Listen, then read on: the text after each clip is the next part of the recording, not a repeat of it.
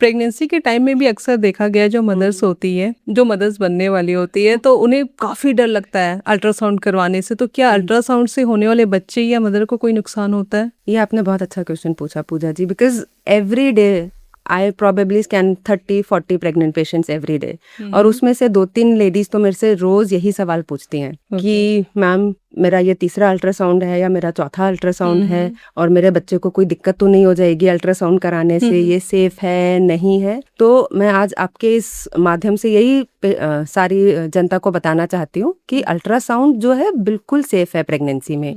सी हमारे पास जो है 3-4 तरह की डायग्नोस्टिक मोडालिटीज होती हैं। We have ultrasound, we have X-rays, we have CT और एमआरआई। तो इसमें से जो प्रेगनेंसी सेफ है, अल्ट्रासाउंड एंड एमआरआई दोनों बिल्कुल सेफ है प्रेगनेंसी में।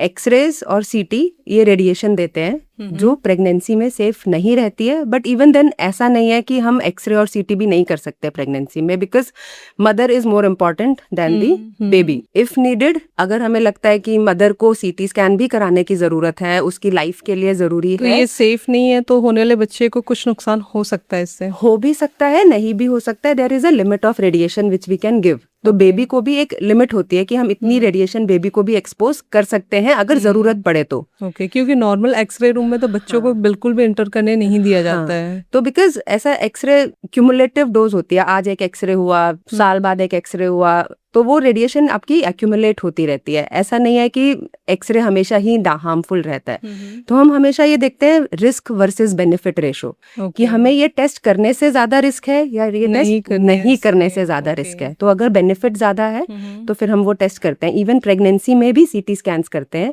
प्रेगनेंसी में एक्सरेज भी किए जाते हैं। केसेस में एक्सरे और सीटी स्कैन्स होते हैं? सो सपोज प्रेग्नेंट पेशेंट आई हमारे पास, हमें सिनारियोज आते हैं, जैसे अगर उसको हमें लग रहा है कि उसकी बावल रप्चर हो गई है, आंत उसकी फटने का रिस्क है, है ना, तो वो हमें अल्ट्रासाउंड पे मुश्किल होता है पता करना।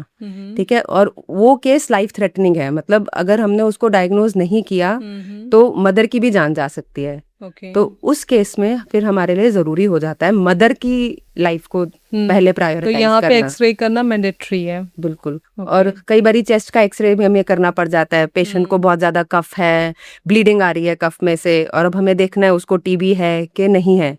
तो उसमें क्या करते हैं, फिर हमारे पास लेड एप्रन्स होते हैं, लेड शील्ड होती है, हम मदर का जो स्टमक है उस पे लेड शील्ड कवर कर देते हैं, and then we get a chest X-ray done. तो उससे बेबी को रेडिएशन नहीं जाता, बिकॉज जो लेड है वो शील्ड कर देता है। Yes.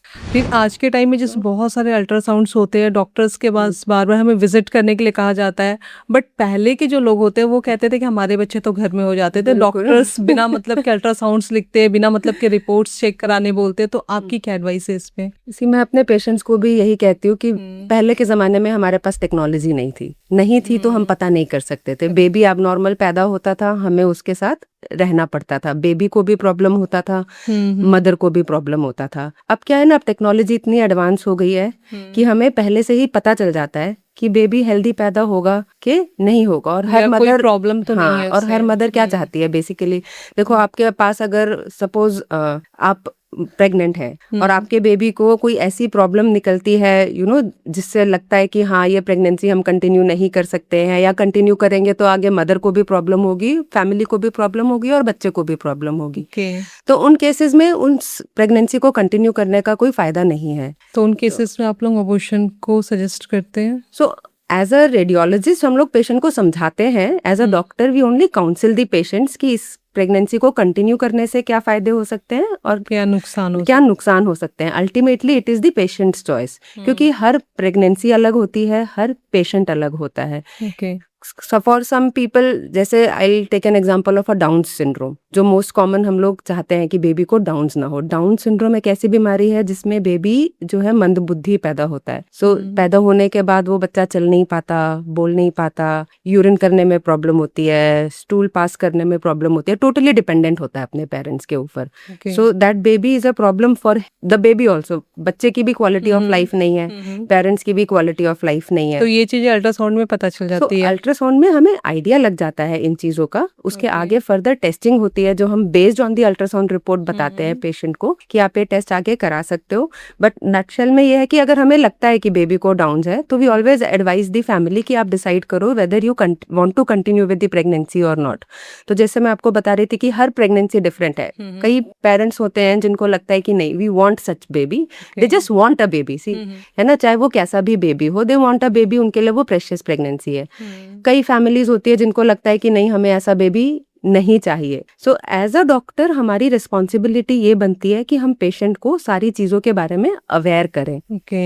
Ultimately it is the decision of the patient. तो मोस्टली फैमिली क्या डिसाइड करती है, कंटिन्यू करने का या it discontinue? Is all patient family dependent. But if it is a precious pregnancy for the family, so sometimes we have seen family, opting for continuation of pregnancy for Down syndrome also. Continue करना चाहते हैं। कई families को देखा है हमने करते okay. हुए। तो उसके बाद में अल्ट्रासाउंड में जो चीजें आती है रियल में बेबी सच में उस प्रॉब्लम से आपको मिलता है कि वो प्रॉब्लम उस बेबी में है?